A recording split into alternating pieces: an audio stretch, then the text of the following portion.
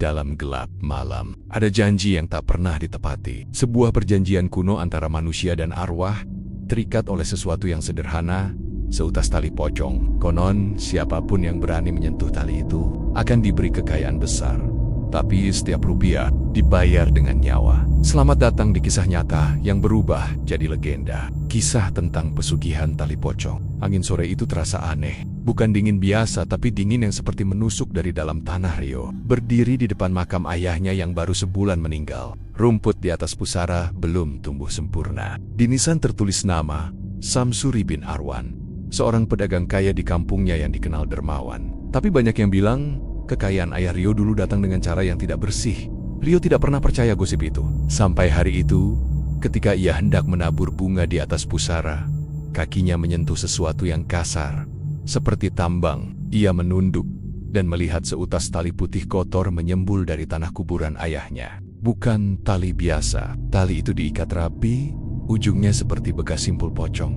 Ini apa ya? Gumam Rio sambil menarik ujungnya pelan. Namun saat tali itu sedikit saja terangkat, tanah di sekitarnya bergerak, seolah ada sesuatu di bawah yang menahan kuat-kuat. Ia buru-buru melepaskannya dan mundur. "Rio!" Suara memanggil dari belakang. Ternyata itu Magnarti, penjaga makam. Wajahnya pucat saat melihat Rio berdiri di depan pusara itu. "Kamu jangan pernah sentuh tali itu lagi, nak. Itu bukan tali biasa." Rio menelan ludah. "Tapi kenapa bisa ada tali di kuburan ayah saya?" Magnarti menatap sekeliling, memastikan tak ada orang lain. "Waktu bapakmu dikubur, pocongnya sempat jatuh dari tali. Dukun kampung yang urus bilang jangan buka, biar dikubur bersama. Katanya itu bagian dari perjanjiannya." "Perjanjian apa?" tanya Rio pelan. Magnarti tak menjawab. Ia malah berbisik lirih. "Kalau kamu sayang nyawamu, jangan datang ke sini malam Jumat. Dan jangan pernah bawa pulang tali itu." Tapi manusia selalu penasaran pada hal yang dilarang.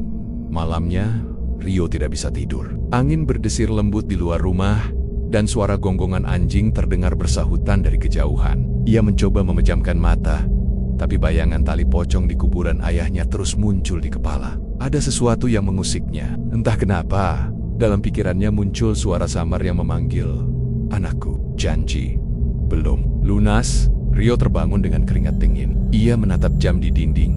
Jam 0:37. Suara itu masih terdengar samar, seolah datang dari arah luar rumah. Tanpa berpikir panjang, ia mengambil senter dan jaket, lalu keluar menuju kuburan. Di pemakaman, udara terasa lebih berat. Bulan tertutup awan, dan hanya cahaya senter yang menembus kegelapan. Ketika Rio sampai di pusara ayahnya, tali itu masih di tempat yang sama, tapi kini lebih panjang, seperti menjulur ke permukaan. Tangan Rio bergetar. Ia ingin pergi, tapi suara itu terdengar lagi. "Ambil janji itu." Lanjut. Dengan napas memburu, Rio akhirnya menggali sedikit tanah di sekitar tali itu, dan yang ia temukan membuat darahnya berhenti mengalir sesaat. Di bawah tanah, terbungkus kain kafan yang sudah coklat kehitaman, ada segenggam uang kertas lusuh dan lembaran kecil bertuliskan mantra. Dan di bawah semuanya, ada botol kecil berisi darah kering. Ya Allah, Rio menutup mulutnya. Ia tidak tahu harus bagaimana. Tapi, entah mengapa, tangannya justru mengambil tali itu sepenuhnya.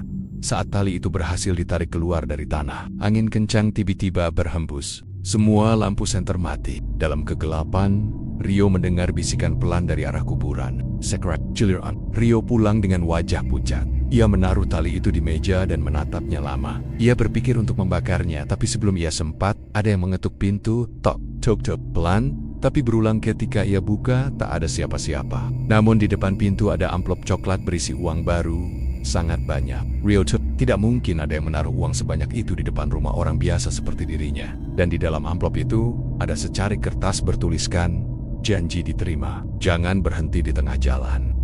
Ia berusaha berpikir logis.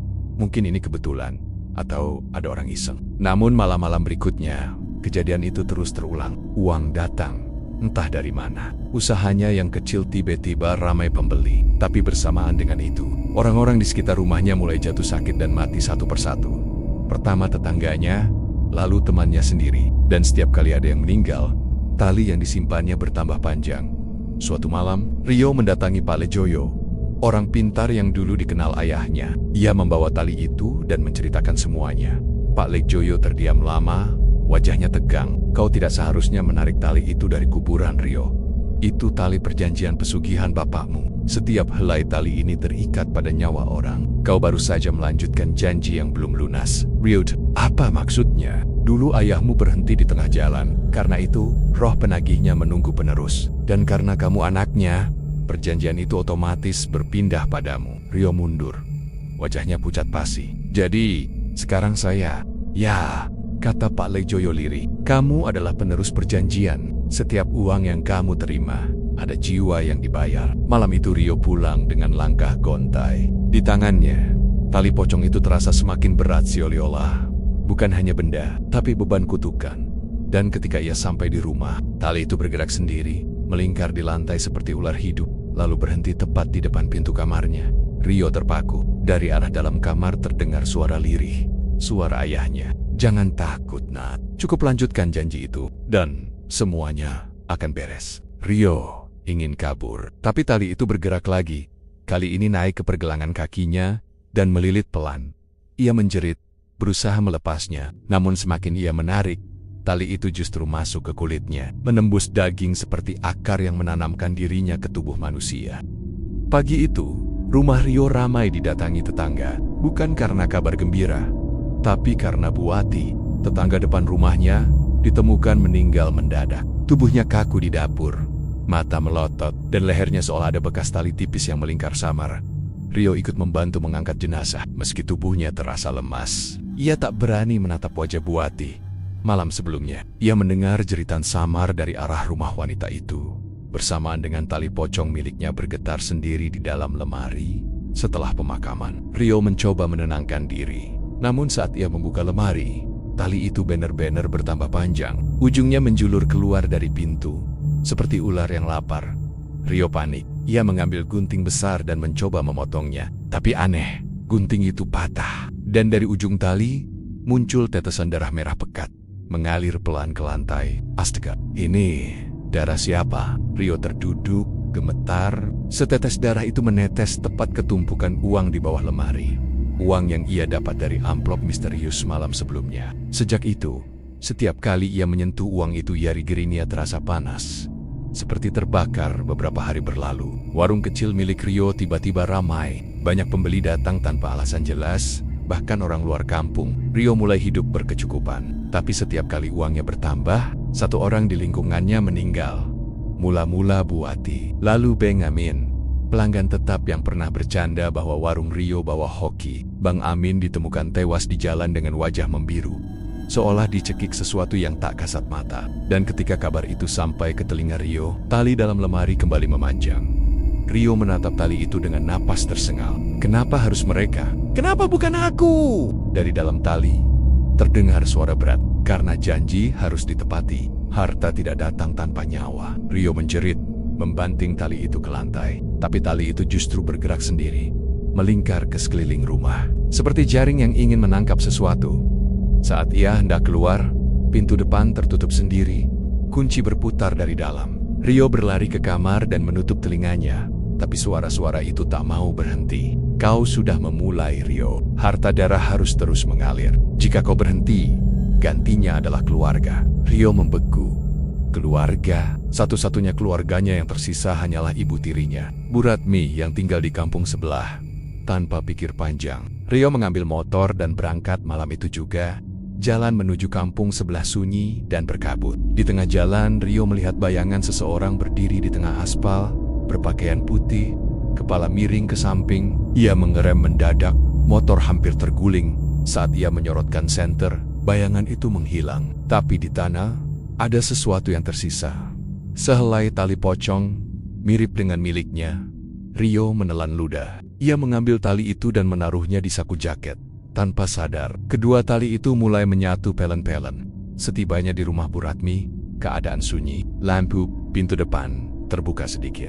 Ryo masuk sambil memanggil pelan, "Bu." Ibu Ratmi. Tidak ada jawaban. Namun dari dapur terdengar suara tetesan air, ritmis, pelan, seperti tik, tik, tik, tik. Ketika Ryo mendekat, lampu dapur menyala sendiri. Dan di sana, tubuh Bu Ratmi tergantung di langit-langit. Tali putih melilit lehernya, tapi bukan tali biasa. Itu tali yang sama dengan milik Ryo. Ryo menjerit dan berlari mendekat. mencoba menurunkan tubuh itu. Namun begitu ia menyentuh tali itu, wajah ibunya yang pucat membuka mata. "Rio, kenapa kamu teruskan janji ayahmu?" Rio melepaskan pelukannya dan mundur. Tubuh ibunya jatuh ke lantai, tapi matanya masih menatap tajam. "Kalau kau tidak hentikan, tali itu akan menjemput semua yang kau cintai." Rio berlari keluar dengan napas terengah, menangis tanpa suara. Di tangannya, tali itu kini melekat, tak bisa dilepas. Ia mencoba mengupasnya, tapi kulit tangannya ikut terkelupas. Dari luka itu, keluar darah yang menetes ke tanah. Dan tanah di bawah kakinya bergetar, membentuk simbol aneh. Uang di saku jaketnya ikut basah oleh darah itu. Ketika ia memegangnya, uang itu menyerap darahnya sendiri. Berubah warna menjadi merah gelap, seperti uang dari neraka. Uang ini, benar. Rio berlutut, tubuhnya gemetar hebat. Ia baru sadar setiap rupiah yang ia simpan membawa nyawa seseorang. Dan sekarang tali itu telah menandai dirinya sendiri sebagai korban berikutnya. Di kejauhan, angin berhembus pelan dari arah kuburan ayahnya. Dan di antara suara angin itu, terdengar bisikan lirih. "Kau tidak bisa lari dari janji, nak, karena darahmu sendiri sudah menjadi bayarannya."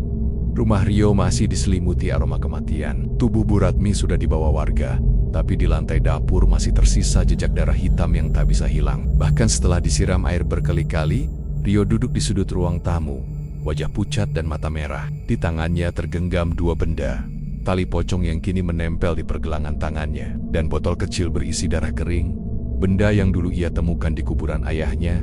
Ia tak tahu harus percaya siapa. Tiap malam, bisikan dari tali itu semakin sering terdengar. Kadang seperti suara ayahnya, kadang seperti rintihan orang sekarat. "Kau harus meneruskan, Rio. Jangan berhenti di tengah jalan. Kalau berhenti, mereka akan datang menagih." Rio menutup telinga, tapi suara itu seperti menembus dari dalam kepalanya. Akhirnya, dengan sisa keberanian, ia memutuskan untuk menemui satu-satunya orang yang mungkin tahu kebenaran Paclek Joyo. Dukun tua yang dulu teman dekat ayahnya.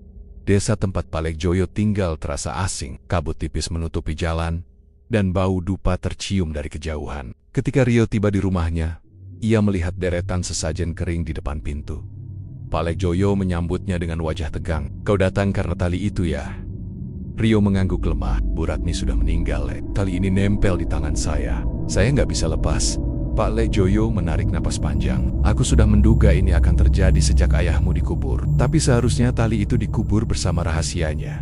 Bukan kamu yang menggali." Rio mengeluarkan botol kecil dari saku. "Saya juga nemu ini, kayaknya ada hubungannya." Mata Pak Le Joyo langsung berubah.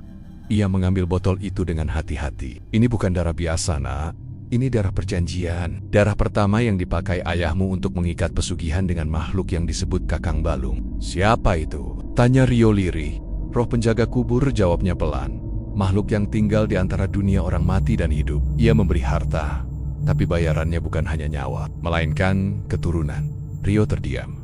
"Keturunan?" Pak Le Joyo mengangguk. "Begitu perjanjian dimulai, darah keluarga akan terus mengalir untuk menjaga kekayaan. Kalau satu berhenti, yang lain akan dipilih untuk melanjutkan." Pak Le kemudian membuka kitab tua di atas meja. Tulisan di dalamnya seperti mantra kuno. Ia menunjuk satu halaman dengan gambar menyerupai tali yang melingkar 7 simpul. "Lihat ini simbol janji ayahmu," katanya. "Tiap simpul berarti satu jiwa yang dikorbankan. Sekarang tali itu sudah mencapai simpul ke-6. Rio menatap pergelangan tangannya yang dililit tali. "Simpul ke-6? Jadi tinggal satu lagi?" Pak Le menatapnya tajam. "Ya, tapi kalau simpul ke-7 terbentuk, kamu akan kehilangan tubuhmu. Roh Kakang Balung akan mengambil alih, dan kamu akan menjadi wadahnya di dunia." Rio memucat. "Jadi, selama ini ayah saya menjadi wadah pertama," potong Pak Le dingin. "Dan kamu, penerusnya?" Rio gemetar. Ia ingin menangis, tapi yang keluar hanya tawa getir. "Jadi hidup saya cuma buat nyambung pesugihan ayah saya? Nggak ada jalan lain?" Pak Le Joyo diam sesaat, lalu berkata pelan, "Ada, tapi sangat berisiko. Kau harus memutus perjanjian itu dengan mengembalikan darah pertama ke tanah tempat perjanjian dibuat." "Tempat perjanjian dibuat di mana itu?" Pak Le menatapnya dalam. "Di hutan belakang pemakaman lama, di bawah pohon beringin 3 cabang. Tapi hati-hati, Rio. Begitu kamu membuka segel botol darah ini, roh yang terikat akan bangun dan menagih sisanya." Malam itu, Rio kembali ke rumah. Ia meletakkan botol darah di meja, memandangnya lama. Tali di tangannya berdenyut seperti jantung hidup. Setiap denyutan membuat matanya berat dan pikirannya kabur. Dalam keadaan setengah sadar, Rio seperti melihat bayangan ayahnya duduk di kursi ruang tamu. "Nak, Jangan dengarkan mereka. Lanjutkan saja janji itu. Kau akan jadi lebih kaya dari aku. Tapi semua orang mati. Ya, itu cuma tumbal. Harta besar butuh harga besar. Rio menjerit dan membanting botol darah ke lantai. Botol itu retak, mengeluarkan cairan merah gelap yang mengeluarkan aroma busuk seperti bangkai. Tiba-tiba angin dingin berhembus, dan semua lampu rumah padam. Dari genangan darah di lantai, muncul bayangan hitam berbentuk manusia tanpa wajah. Kau berani membangunkanku sebelum waktunya? Suara itu berat, bergema di seluruh ruangan. Rio mundur ketakutan.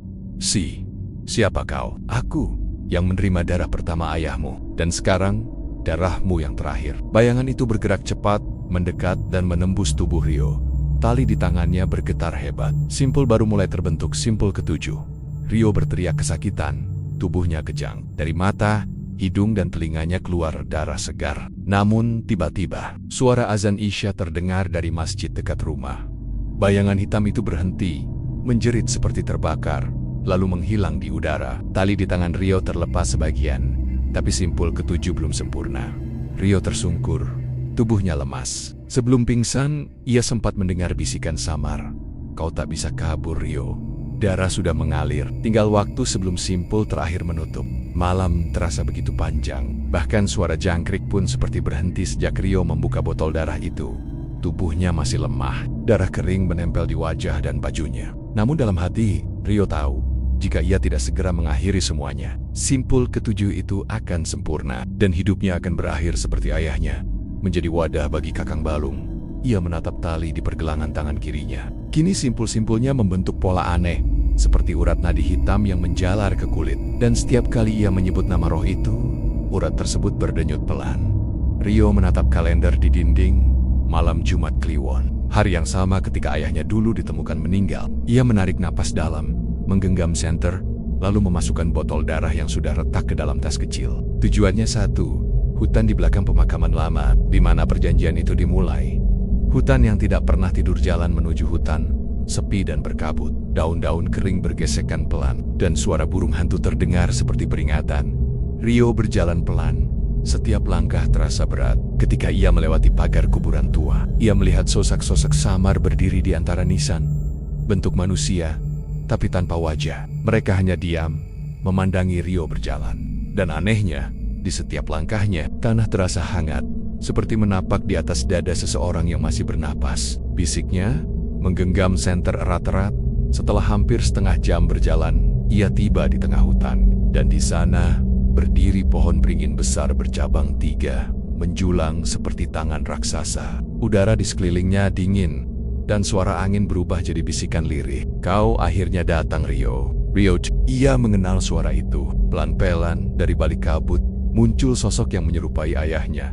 Wajahnya pucat, matanya hitam legam. Kain kafan yang menempel di tubuhnya lusuh dan berlumur tanah. Namun senyumnya masih sama seperti dulu, nak. Kamu sudah tumbuh jadi penerus yang kuat. Rio mundur 2 langkah, wajahnya tegang. Bapak seharusnya sudah mati. Kenapa Bapak di sini? Ayahnya tersenyum miring. Aku memang mati, tapi janjiku belum selesai. Kakang Balung masih menagih. Dan kamu, darah dagingku, harus melanjutkan yang belum kutuntaskan. Rio menggeleng kuat-kuat. Tidak, saya nggak mau ada lagi yang mati karena perjanjian ini. Ayahnya menatapnya tajam. Kalau kau hentikan, semua yang pernah kau kenal akan diambil. Mulai dari nyawa mereka, sampai roh mereka pun akan diseret ke bawah akar beringin ini. Tiba-tiba tanah di bawah Rio bergetar. Dari sela akar beringin mangkul tenggen tangan hitam yang mencoba meraih kakinya. Suara rintihan bergema dari dalam tanah.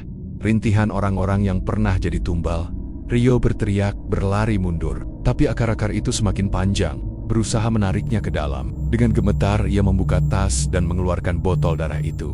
Kalau ini yang mengikat perjanjian, saya akan kembalikan. Rio mengangkat botol itu tinggi-tinggi dan membantingnya ke tanah. Botol itu pecah, darahnya menyerap ke akar beringin. Namun bukannya berhenti, tanah justru terbuka lebar, menelan semua darah itu seperti haus. Dari dalam lubang, muncul makhluk hitam besar dengan mata merah menyala. Tubuhnya separuh manusia, separuh tulang, dengan tali pocong melilit di sekelilingnya. Kau, penerus darah pertama. Kau pikir bisa memutus perjanjian dengan darah yang sama? Rio mundur, lututnya lemas. Aku nggak mau harta, nggak mau pesugihan. Aku cuma mau bebas. Makhluk itu mendekat.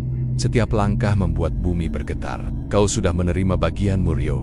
Kau sudah merasakan uang dan hidup dari darah orang lain. Sekarang waktumu mengganti. Sosok ayahnya tiba-tiba berdiri di antara mereka. Tidak, aku yang memulai.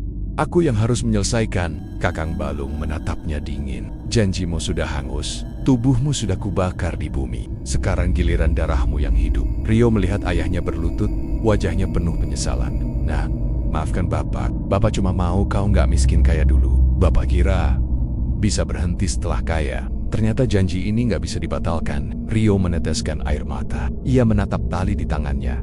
Simpul ketujuh hampir terbentuk. Tiba-tiba, ia sadar sesuatu. Darahnya sendiri bisa menggantikan darah pertama. Dengan cepat, ia menggigit jarinya sampai berdarah. Lalu meneteskan darah itu ke tanah di bawah beringin. Kalau yang Kakang Balung mau darah keluarga, ambil punyaku. Tapi biarkan roh ayahku pergi. Makhluk itu mengaum keras. Angin kencang berhembus. Daun beringin beterbangan seperti badai kecil. Tali di tangan Rio menyala merah. Simpul ketujuh terbentuk sempurna. Lalu, putus. Cahaya merah membubung dari tanah. Disusul suara jeritan panjang dari dalam bumi. Sosok ayahnya menatap Rio dengan mata basah sebelum perlahan menghilang dalam kabut. Terima kasih, Nah. Akhirnya janji ini lunas. Ketika semuanya tenang, Rio terjatuh di tanah. Tubuhnya lemah, tapi tali di tangannya kini terlepas penuhnya. Hanya tersisa bekas luka melingkar seperti bekas terbakar. Namun sebelum ia benar-benar pingsan, dari dalam lubang beringin terdengar napas berat. Sebuah suara berbisik sangat pelan. Kau pikir darahmu cukup? Itu baru permulaan. 3 hari berlalu sejak malam di bawah pohon beringin 3 cabang. Rio kini dirawat di rumah oleh warga. Tubuhnya lemah, tapi anehnya, denyut di pergelangan tangannya belum hilang. Bekas tali itu kini seperti urat hitam yang terus berdenyut pelan, seolah masih hidup di bawah kulitnya. Setiap malam, Rio mimpi buruk. Ia selalu terbangun dengan nafas terengah, dikelilingi bayangan hitam yang berdiri di sudut ruangan. Kadang, ia mendengar suara langkah kaki di atap, seperti seseorang berjalan mondar-mondar di atas rumahnya. Namun yang paling menakutkan adalah ketika ia menatap cermin. Bayangannya tidak selalu bergerak bersamaan. Kadang wajahnya di cermin tersenyum, padahal ia tidak. Suatu sore, Mak Narti, penjaga makam, datang menjenguk. Ia duduk di tepi ranjang, menatap Rio dengan pandangan khawatir. Rio, aku dengar kamu udah ke hutan beringin itu. Rio mengangguk pelan. Saya udah ngelakuin semua yang dibilang Pak Lejoyo. Saya balikin darahnya. Harusnya selesai kan? Mak Narti menggeleng pelan. Kalau cuma darahnya yang kau kembalikan, belum cukup. Kakang Balung bukan cuma roh penjaga. Dia juga penjaga perjanjian. Kalau tubuhmu masih hidup, dia belum bisa tidur. Rio menelan ludah. Maksudnya, dia masih di sekitar saya. Mak Narti menatap mata Rio dalam-dalam. Kau pikir siapa yang terus memandangi kamu lewat cermin itu? Rio matanya refleks menatap cermin di dinding kamar. Dan di sana, bayangannya sedang menatap balik dengan senyum lebar. Meski Rio tidak tersenyum sama sekali, Rio duduk di tepi tempat tidur sambil menatap jendela. Air menetes dari atap ke lantai, menciptakan suara monoton. Tik-tik-tik-tik-tik. Tiba-tiba, dari refleksi kaca jendela, ia melihat seseorang berdiri di belakangnya. Pakaiannya putih, wajahnya tertutup kain kotor seperti pocong yang setengah terbuka. Ketika Rio berbalik, tidak ada siapa-siapa. Namun lantai di tempat ia berdiri basah oleh jejak kaki kotor. Mengarah ke kamar mandi, dengan napas tercekat, Rio mengikuti jejak itu. Pintu kamar mandi sedikit terbuka. Air masih menetes dari shower. Ketika ia menyalakan lampu, cermin di dalam kamar mandi penuh dengan tulisan darah. Tulisan itu berbunyi, "Tubuhmu milikku sekarang." Rio menjerit dan mundur, memegang dadanya yang terasa panas. Dari dalam kulitnya, urat hitam menyebar cepat sampai ke leher. Ia merasa seperti ada sesuatu bergerak di dalam tubuhnya, merayap ke arah kepalanya. Keesokan paginya, warga menemukan Rio di depan rumah dalam keadaan pingsan. Ia dibawa ke puskesmas. Tapi anehnya, detak jantungnya nyaris tak terdengar. Dan suhu tubuhnya turun drastis seperti mayat. Namun saat dokter menyentuh tangannya, Rio membuka mata dan tersenyum. Tatapan matanya kosong. Dan di lengan kirinya, muncul kembali bekas tali pocong. Tapi kali ini, warnanya merah darah. Rio berbicara dengan suara serak yang bukan suaranya. "Jangan ganggu aku. Aku cuma mau tidur di tubuh ini." Dokter menjerit dan mundur, sementara perawat berlari keluar. Rio bangkit perlahan, menatap kaca di ruangan itu. Dalam pantulan cermin, sosok Kakang Balung berdiri di belakangnya. Besar, hitam, dengan mata menyala merah. Dan perlahan, sosok itu menyatu dengan bayangannya sendiri. Malam harinya, Rio kembali ke rumah. Ia tak lagi berwajah manusia sepenuhnya. Kulitnya pucat, matanya gelap, tapi ekspresinya tenang. Seperti orang yang sedang damai dalam kegilaan. Rumahnya kini sunyi. Tak ada lagi suara jangkrik. Ia duduk di kursi ayahnya, menatap tali pocong yang dulu melilit pergelangannya. Tali itu kini tergeletak di meja, bergerak pelan sendiri, seperti seekor ular yang hidup. Akhirnya, roh itu tidak tidur lagi. Bisik Rio dengan suara dua lapis. Suaranya dan suara lain di baliknya. Karena sekarang aku yang menjaganya. Keesokan harinya, warga menemukan rumah Rio dalam keadaan kosong. Semua lampu menyala, tapi tak ada siapapun di dalam. Hanya ada tali pocong melingkar di lantai, dengan jejak kaki basah yang keluar menuju arah kuburan. Dan di malam berikutnya, beberapa warga mengaku melihat sosok Rio duduk di bawah pohon beringin 3 cabang, menatap langit sambil berkata pelan, "Aku sudah lunas," tapi dia belum tidur. Malam di desa Karangjati sudah lama tidak sesejuk ini. Angin dari arah timur berhembus perlahan, membawa aroma basah dari hutan. Tapi ada yang aneh. Tidak ada suara jangkrik, tidak ada burung malam. Hanya hening yang terlalu dalam, seperti tanah sendiri sedang menahan napas. Sudah 3 minggu sejak Rio menghilang dari rumahnya. Warga berasumsi ia kabur atau mati, tapi tak ada mayat, tak ada jejak. Hanya satu hal yang tersisa di beranda rumahnya. Tali pocong yang menggantung di paku, meneteskan cairan hitam seperti darah kental setiap malam. Tali itu berayun pelan sendiri, padahal tak ada angin. Dan beberapa warga yang nekat lewat depan rumah itu mengaku mendengar suara seseorang berbisik, "Jangan lewati batasku." Suatu sore, Pak Darmo, kepala dusun, memutuskan menebang pohon beringin 3 cabang. Sumber segala musibah yang dipercaya sebagai tempat roh jahat bersemayam. Bersama 2 warga, ia membawa gergaji dan kemenyan, lalu berangkat ke hutan. Ketika mereka sampai, matahari sudah mulai tenggelam. Di bawah beringin, ada tanah yang terbuka, seperti pernah digali lalu ditimbun lagi. Dan di tengahnya, tertancap sepotong kayu kecil. Di atasnya tergantung seutas tali pocong kering. Pak Darmo menelan ludah. "Cepat, kita tebang sebelum malam," katanya. Berusaha tegas, baru 1 gergajian pertama terdengar. Angin mendadak berhenti. Suara burung-burung menghilang, digantikan oleh bunyi lirih seperti orang berdoa terbalik, doa pesugihan. Cukupkan darahnya." Ketiganya saling berpandangan. Lalu dari balik akar beringin, keluar kabut hitam yang menggumpal. Dari kabut itu muncul sesosok tubuh tinggi, dengan wajah menyerupai Rio, tapi matanya menyala merah, dan kulitnya retak seperti arang terbakar. "Aku sudah menjadi penjaga," bisik sosok itu dengan 2 suara. "Tak ada yang boleh menyentuh pohon ini lagi." Pak Darmo berteriak memohon, tapi tubuhnya terangkat ke udara. Lehernya terjerat tali tak terlihat. Darah menetes dari mata dan telinganya sebelum tubuhnya terjatuh ke tanah. Sementara 2 warga lainnya lari terbirit-birit, namun mereka tidak pernah kembali ke desa lagi. Kabar tentang pohon beringin berhantu menyebar cepat. Orang-orang takut keluar rumah setelah maghrib. Beberapa warga bersumpah melihat sosok Rio duduk di bawah beringin, memegang tali pocong panjang sambil menatap api kecil yang menyala di tanah. Setiap kali ada yang menatapnya terlalu lama, bayangan mereka tertarik ke arahnya, seperti disedot oleh sesuatu dari dunia lain. Magnarti, satu-satunya orang yang berani datang ke sana, mencoba membawa air doa. Namun begitu ia sampai di tepi hutan, ia melihat sesuatu mengerikan. Tali pocong itu kini menjalar dari batang beringin, menembus tanah, dan menjulur ke arah desa dari Kayohan. Ia mendengar suara Rio, atau sesuatu yang menggunakan suaranya, berkata pelan, "Gerbang sudah terbuka. Sekarang arwah yang lama tidur akan menjemput kembali jasadnya." Keesokan harinya, warga menemukan 3 makam tua di tepi kuburan terbuka. Kain kafan di dalamnya robek, dan dari dalam tanah keluar akar hitam yang berbau busuk. Di dekat itu, terdapat tulisan di tanah, seperti digores dengan kuku, "Jangan ganggu penjaga gerbang arwah." Sejak malam itu, setiap kali ada orang lewat hutan beringin, mereka melihat 2 sosok. Satu adalah Rio, duduk di bawah pohon dengan kepala menunduk. Satu lagi adalah Kakang Balung, berdiri di belakangnya seperti bayangan raksasa. Keduanya seperti terikat oleh tali yang sama, tali pocong yang tidak pernah putus. Dan ketika bulan purnama naik, tali itu menyala merah, menyambungkan dunia arwah dengan dunia manusia. Legenda pun mulai lahir. Warga percaya, siapapun yang mencoba mengambil uang dari tanah dekat beringin akan kaya raya, tapi hanya sampai 7 hari. Setelah itu, tubuh mereka akan ditemukan tergantung, dengan leher terlilit tali yang sama seperti milik Rio. Sejak saat itu, Rio si penjaga gerbang arwah menjadi nama yang tak berani disebut di malam hari. Karena konon, menyebut namanya berarti memanggil gerbang itu untuk terbuka lagi. 20 tahun sudah berlalu sejak kejadian di bawah Beringin 3 Cabang. Desa Karangjati kini berubah. Rumah-rumah permanen berdiri, jalan beraspal, dan lampu jalan berkelip di malam hari. Tapi bagi orang tua yang masih hidup, hutan Beringin tetap menjadi wilayah terlarang. Tak ada yang berani ke sana. Sampai suatu malam, seorang bocah bernama Genta, cucu dari Pak Darmo, kepala dusun yang dulu tewas di hutan, menantang Temon-Temonia untuk membuktikan bahwa cerita Rio hanyalah dongeng.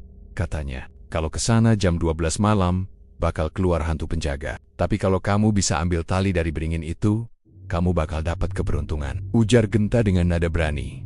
Teman-temannya menelan ludah, tapi rasa penasaran lebih kuat dari rasa takut. Akhirnya, malam itu, 3 anak berjalan dayam-dayom menuju hutan, membawa senter dan kamera ponsel. Langit gelap, bulan diselimuti awan. Ketika mereka sampai di dekat batang beringin, hawa sekitar berubah dingin menusuk. Udara terasa berat, dan tanah di bawah kaki mereka lembab seperti baru diguyur hujan. Padahal tidak turun hujan malam itu. Lihat itu, bisik Genta. Di tengah akar pohon, ada gulungan tali pocong yang mengering, melingkar seperti ular tidur. Tapi anehnya, ujungnya terlihat masih baru, putih bersih, seolah baru saja dijahit. Genta menunduk dan menyentuhnya. Begitu jarinya menyentuh serat kain itu, tanah di bawah mereka bergetar pelan. Suara lirih seperti nyanyian dari dalam bumi mulai terdengar. 1 gerbang terbuka, 6 lagi menunggu. Teman-temannya panik. "Gen, lepaskan!" "Eop!" Tapi Genta sudah memungut tali itu dan memasukkannya ke tas. Ketika mereka berlari pulang, dari balik batang beringin muncul bayangan tinggi dengan wajah yang tak sepenuhnya terlihat. Matanya merah, dan di tangannya, ujung tali pocong yang sama. Keesokan paginya, Genta bangun dengan kepala berat. Ibunya bingung melihat bekas lilitan merah di pergelangan tangan anaknya. "Main apa semalam?" tanya. Genta hanya menggeleng, tapi malam harinya, ia mulai mendengar suara-suara dari dalam tasnya. "Kau yang memanggilku." 7 gerbang harus dibuka, mulai dari darah keturunan yang belum lunas. Ketika Genta membuka tasnya, tali pocong itu sudah basah darah. Ia ketakutan, melemparkannya ke pojok kamar, tapi setiap kali ia menutup mata, tali itu kembali di atas dadanya, seperti melilit pelan tubuhnya. Beberapa hari kemudian, kejadian aneh mulai terjadi di desa. Ayam-ayam mati tergantung. Sumur di belakang rumah mengeluarkan bau bangkai, dan bayangan orang berjalan tanpa kepala terlihat di sawah setiap malam. Narti yang kini sudah renta datang ke rumah Genta. Begitu melihat bekas tali di tangan bocah itu, wajahnya langsung pucat. "Anak ini, keturunan Darmo, kutukan belum selesai," katanya dengan suara bergetar. Ia memerintahkan ibunya Genta menyiapkan air doa dan bara kemenyan. Tapi sebelum ritual dimulai, lampu padam. Dalam gelap, terdengar suara tertawa berat. 2 lapis, seperti 2 makhluk berbicara bersamaan. "Keturunan yang berani membuka gerbang harus menggantikanku." Ketika lampu kembali menyala, Genta menghilang. Yang tersisa hanya tali pocong basah di lantai, membentuk lingkaran besar dengan 7 simpul. Malam itu, langit berubah merah di atas hutan beringin. Orang-orang melihat kilatan cahaya keluar dari tanah. Dan dari kejauhan, siluet Rio muncul kembali di bawah beringin. Tapi kali ini, ia tidak sendiri. Di belakangnya berdiri 7 sosok pocong, masing-masing dengan tali melingkar di tangan, menatap lurus ke arah desa. Angin berhembus membawa suara mengerikan. 7 gerbang telah dibuka. Darah baru akan menutupnya. Keesokan paginya, desa Karangjati diliputi kabut tebal. Semua hewan peliharaan mati, dan sungai menghitam seperti tinta. Mak Narti yang terakhir terlihat malam sebelumnya, kini ditemukan terpaku di depan beringin. Tubuhnya kaku dengan mata terbuka lebar. Bibirnya terjahit oleh tali pocong, dan di batang beringin itu terukir tulisan baru, "Penjaga baru telah lahir." Di tengah kabut, seorang anak kecil dengan wajah pucat berjalan pelan ke arah hutan. Ia membawa tali di tangannya. Tali yang kini melingkar di pergelangan seperti gelang dari Keyohan. Suaranya terdengar samar, tapi jelas, "Aku cuma mau tidur di tubuh ini." Dan saat ia menghilang di balik kabut, suara lonceng dari dalam hutan berdentang 7 kali. Tanda bahwa 7 gerbang arwah telah benar-benar terbuka. Kabut belum pergi dari desa Karangjati. Sudah 3 hari sejak malam 7 gerbang dibuka, dan matahari belum pernah benar-benar muncul. Burung-burung tidak bernyanyi. Ersuma bobo ames, don di lengket. Warna jingga darah menggantung sepanjang hari, seolah waktu berhenti tepat di senja. Warga yang tersisa memilih mengungsi, tapi setiap yang melangkah melewati batas desa akan kembali lagi dari arah lain, dengan mata kosong, seperti sedang berjalan dalam lingkaran. Desa Karangjati kini bukan lagi desa manusia, ia telah menjadi perut dunia arwah. Di rumah kosong peninggalan Rio, Ibu Genta menyalakan dupa dengan tangan gemetar. Di depannya, duduk seorang dukun tua yang datang dari luar desa, Mbah Rono, satu-satunya yang berani datang setelah mendengar kabar gerbang arwah terbuka. Ada 7 gerbang, Bu, kata Mbah Rono lirih, dan 7 gerbang itu tidak bisa ditutup begitu saja. Hanya darah yang sama bisa mengakhiri darah yang dibuka. Ibu Genta menatap lantai, menahan tangis. Darah yang sama, maksudnya cucuku sendiri yang harus. Mbah Rono mengangguk pelan. Rio membuka gerbang. Genta melanjutkannya. Hanya pengorbanan darah keturunan yang bisa menutup lingkaran itu. Malam itu, mereka menuju hutan beringin 3 cabang. Kabut begitu tebal, tapi di baliknya terlihat cahaya merah menyala dari tanah. Di sekitar pohon, 7 pocong berdiri melingkar. Mereka bukan roh biasa. Mereka adalah penjaga gerbang yang telah dibangunkan. Dan di tengah lingkaran itu, Genta berdiri. Matanya kosong, tangannya menggenggam tali pocong yang kini menyatu dengan kulitnya. Setiap kali ia berbicara, 2 suara keluar dari mulutnya. Suaranya sendiri, dan suara berat yang sudah lama dikenal dalam legenda desa. Aku sudah lama menunggu. Darahku akhirnya kembali. Mbah Rono bergetar. Itu bukan Genta lagi. It's Rio. Mbah Rono menancapkan tongkat ke tanah, membaca doa pembalik arwah. Tanah bergetar, tapi pocong-pocong penjaga mulai mendekat, menyeret kaki mereka dengan suara kain kering yang menggesek. Satu persatu, mereka menatap Mbah Rono dengan mata berlubang hitam. Ketika doa mencapai puncak, petir menyambar batang beringin, membelah tanah di bawah mereka. Dari dalam retakan itu, keluar jutaan tangan hitam yang mencoba meraih apapun yang hidup. Gerbang sudah terbuka sepenuhnya, tidak ada jalan kembali. Genta menjerit, tubuhnya melengkung ke belakang. Tali pocong di tangannya melilit semakin kuat, merambat ke lehernya. Ibu Genta menubruknya sambil menangis, mencoba melepaskan lilitan itu, tapi tali itu seperti hidup, melilit mereka berdua sekaligus. Bu, tolong aku, biar ibu yang menutupnya. Dengan tangisan terakhir, sang ibu menarik tali itu dengan kekuatan penuh, menjerat lehernya sendiri dan anaknya memutus simpul terakhir. Cahaya merah menyala, lalu lenyap dalam sekejap.